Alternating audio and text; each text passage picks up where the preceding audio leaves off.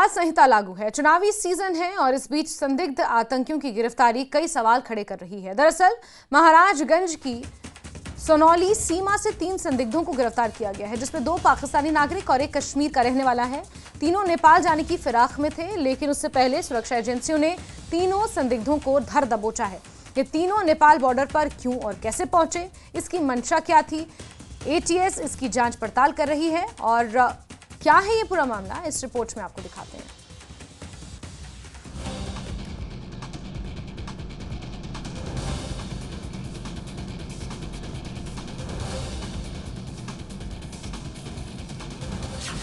दो पाकिस्तानी और 1 कश्मीरी गिरफ्तार। महाराजगंज की सोनौली सीमा से गिरफ्तारी।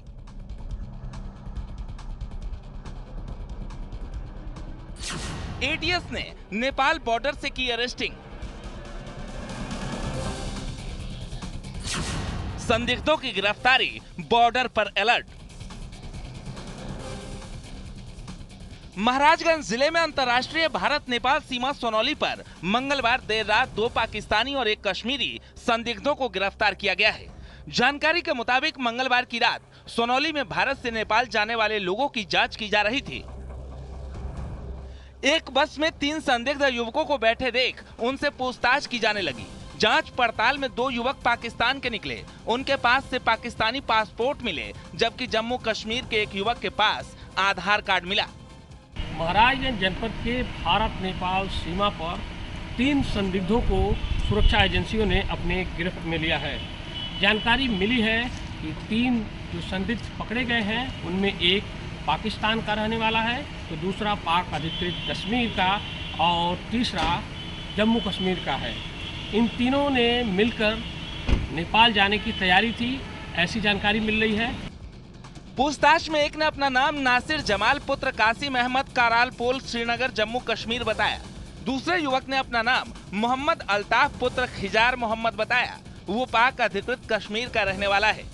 तीसरे युवक का नाम सैयद गजनियर पुत्र मोहम्मद सईद है, वो लड़काना पाकिस्तान का बताया जा रहा है। सूत्रों की माने तो गिरफ्त में आए इन संदिग्धों का भारत में आतंकी घटना को अंजाम देने का मंसूबा था, जिसके इरादे से ये भारत में घुसे थे। गिरफ्तार आतंकियों में अल्ताफ भट्ट हिजबुल मुजाहिदीन से ट्रेनिंग भी ले चुका है।